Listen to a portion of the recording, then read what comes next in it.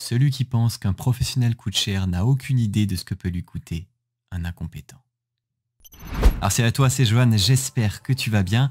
Eh bien, j'ai regardé une vidéo de Romain Laneri, qui est tout simplement le fondateur de Tech News et Test, si tu connais certainement, voilà, chaîne YouTube Tech. Et justement, il a fait une vidéo sur Adobe Max, donc la conférence Adobe qui se déroule tous les ans. Et cette année, c'est du 20 au 22 octobre, eh bien, en distanciel, bien entendu, face à la situation actuelle. D'habitude, il y a une conférence physique. Actuellement, elle est uniquement en ligne et si jamais tu veux y accéder, eh bien, c'est tout simplement dans la description. Bien entendu, je ne suis pas sponsorisé par Adobe, mais je me suis dit que ça pouvait être intéressant si jamais tu voulais te former dans tout simplement les outils Adobe. Parce que si tu regardes ici, tu as notamment énormément d'intervenants qui sont extrêmement talentueux, forcément, des personnes juste incroyables, extraordinaires.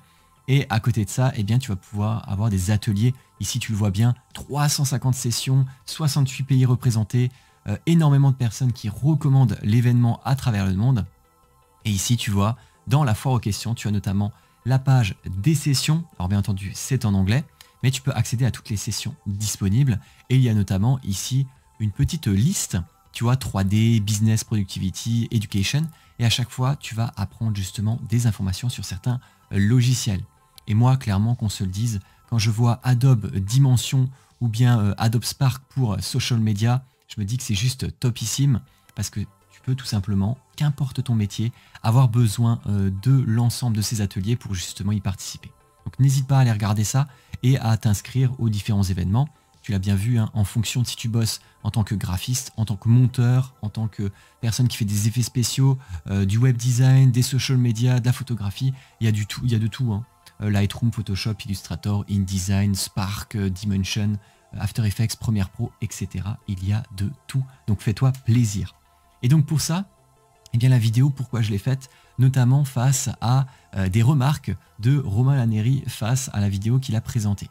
Alors je pense que tu l'as certainement vu, il y a énormément de youtubeurs en ce moment qui ont lancé un concept, voilà, payer un artiste ou du moins un professionnel à partir de 5 € jusqu'à une certaine somme. Ça peut être 200 €, 500, 1000, 1500 €.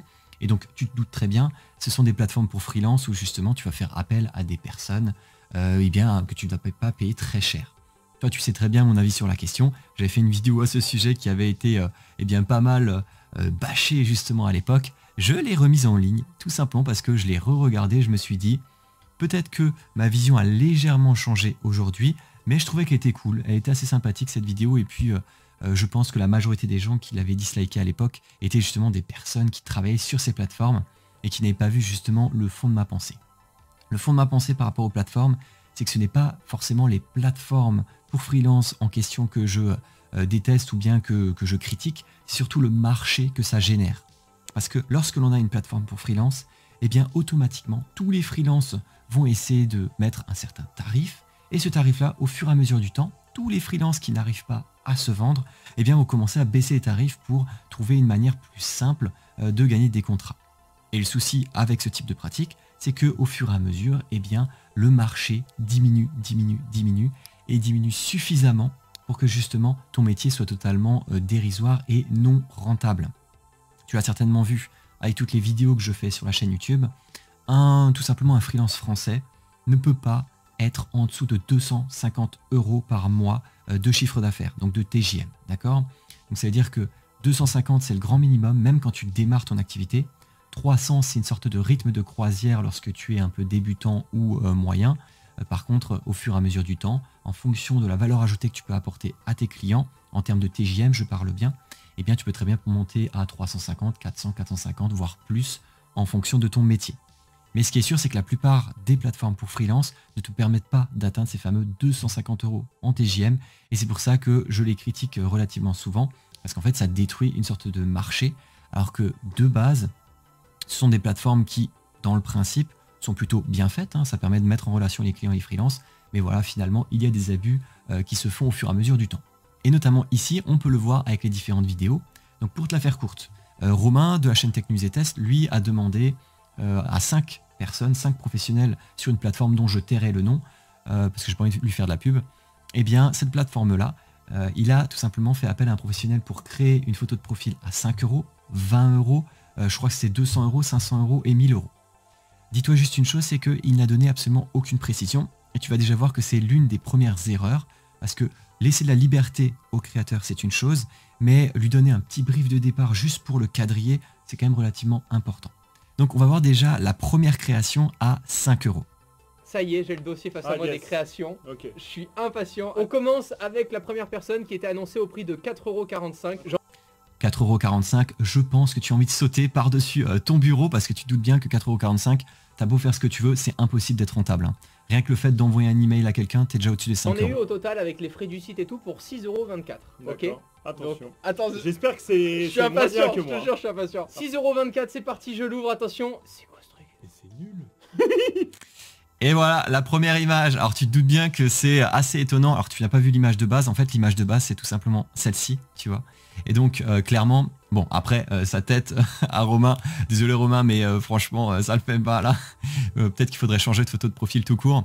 Mais dans le principe, ici, voilà, pull rouge, tranquillement, avec fond bleu. Là, clairement, ça ressemble à rien. C'est totalement violet.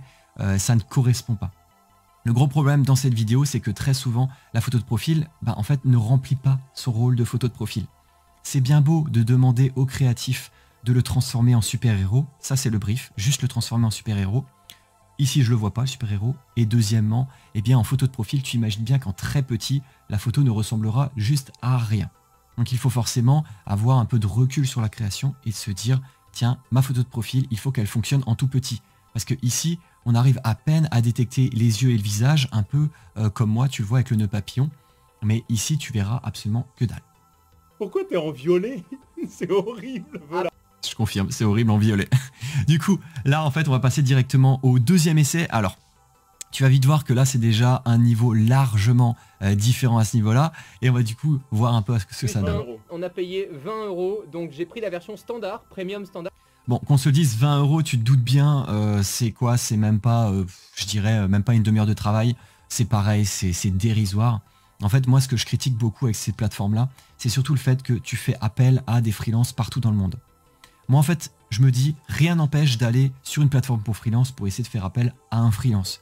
Mais dans ce cas-là, c'est un peu mon côté chauvin à ce niveau-là. Si tu veux faire marcher justement le marché local, eh bien, tu fais appel à des Français. Et tu fais appel à des Français avec un prix juste. Tu peux très bien dire, voilà, j'ai seulement 50 €, 100 €, 500 € pour modifier une photo de profil.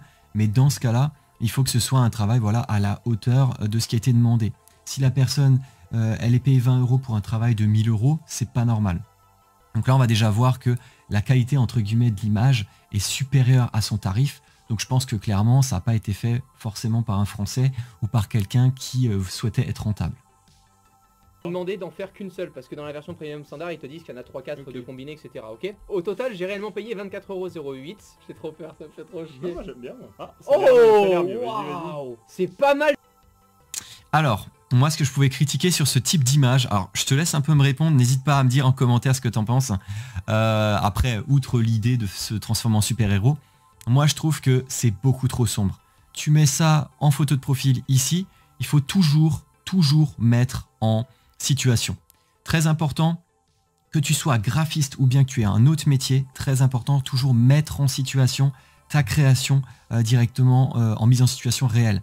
Par exemple, moi, clairement, si je devais rendre une photo de profil suite à justement cet échange-là, directement cette image-là, je l'aurais mise là-dessus pour justement montrer à la personne, à mon client, voilà, eh bien, voici à quoi tu vas ressembler une fois que tu seras en petit. C'est pareil pour un logo. Le logo, tu le montres sur, je sais pas moi, une bannière Facebook, photo de profil Facebook, Insta, sur du YouTube. Le but, c'est de se mettre en situation. Parce que le souci, surtout pour les graphistes qui font des logos, je pense que vous avez dû le remarquer très souvent, ou même ceux qui ont fait appel à des logos pourraves là, sur des plateformes où c'est fait automatiquement, eh bien très souvent, le logo ne fonctionne pas en petit. Or, la seule contrainte que doit avoir un logo, c'est être lisible en petit. Pour moi, objectivement, un logo doit être lisible en petit. Donc, qu'importe la création que tu dois faire, s'il n'est pas lisible en petit, pour moi, il ne remplit pas son taf.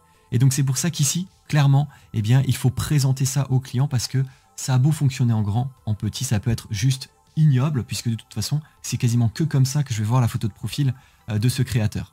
Après, ici, ce que je trouve super bien, et ça, clairement, je le dis à tout le monde, tous mes apprenants, que ce soit en one-to-one, à l'école, à l'université, partout, je dis toujours, si tu veux bien réussir ce que tu fais, n'hésite pas à aller au-delà de ce qu'on t'a demandé.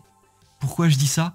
Ici, il lui a tout simplement proposé le format carré comme la photo de profil, mais il lui a également fait un format en plein pot comme ça, jusqu'aux cuisses. Et du coup, ça veut dire quoi? Ça veut dire qu'il allait un peu au-delà de la créa. Il s'est dit, tiens, je vais imaginer un super-héros un peu plus en hauteur.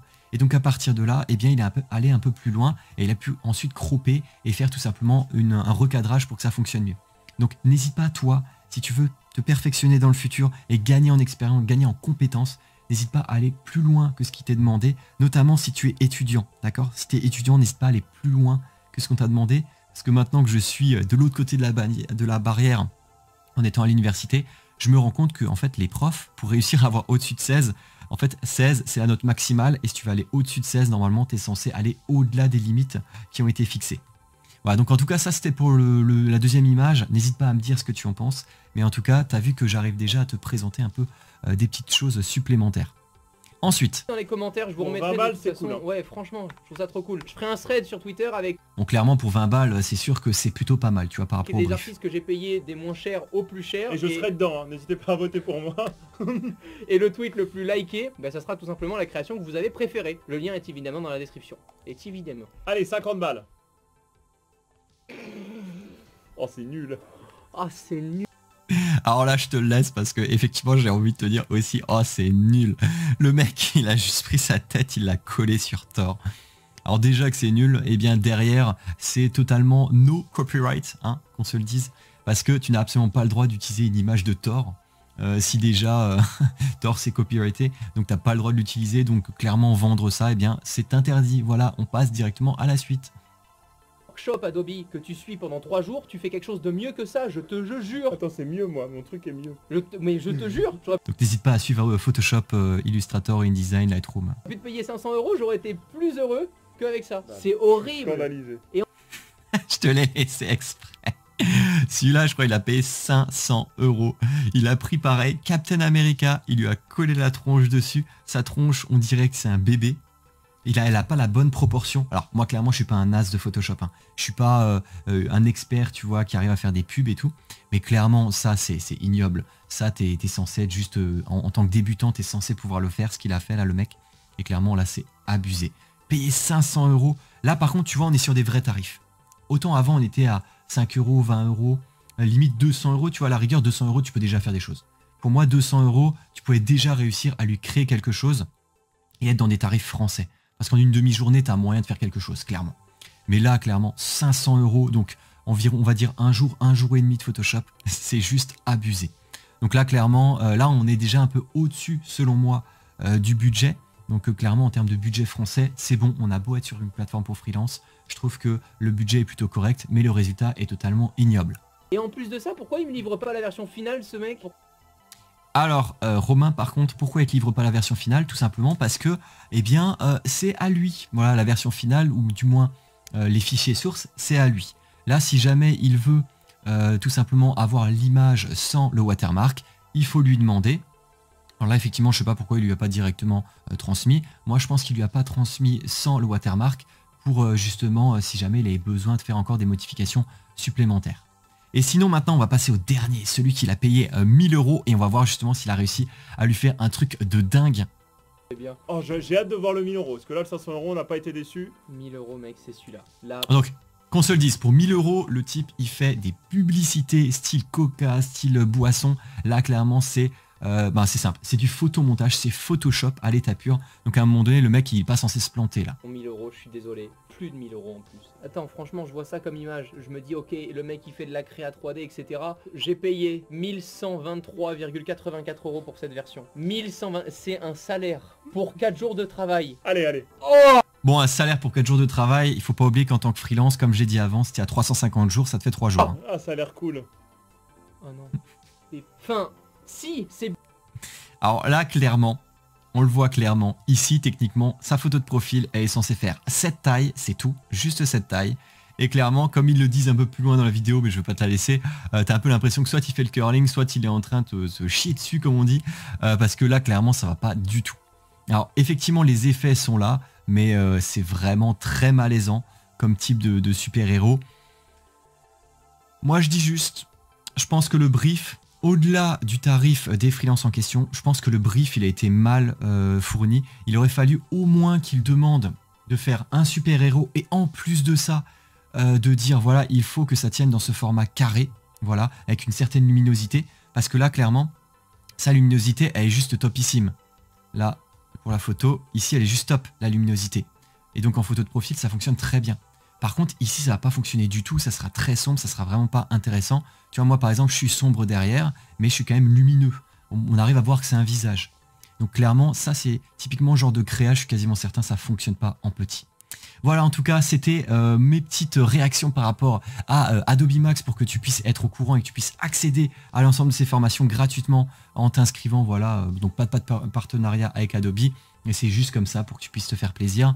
Et puis cette petite vidéo, j'espère qu'elle t'a plu, petite vidéo réaction sur tout simplement la petite vidéo de Romain. Et j'ai voulu enfin détruire un peu ces fameuses plateformes pour freelance, notamment les personnes à bas coût. N'hésite pas à me dire ce que tu as pensé de cette vidéo et à me dire notamment lequel des 5 tu as préféré. Personnellement, c'est plutôt celui numéro 2 qui fonctionnait le mieux, clairement, en termes de photos de profil, en termes de créa et tout. Mais 20 €, c'est juste ridicule, tu ne peux pas vivre avec ça. Alors en tout cas, j'espère que ça t'a plu. N'hésite pas à laisser un like, un commentaire, à t'abonner à la chaîne si ce n'est pas déjà fait pour suivre les prochaines vidéos. Et puis je te dis à très bientôt pour des prochaines vidéos pour toi, freelance.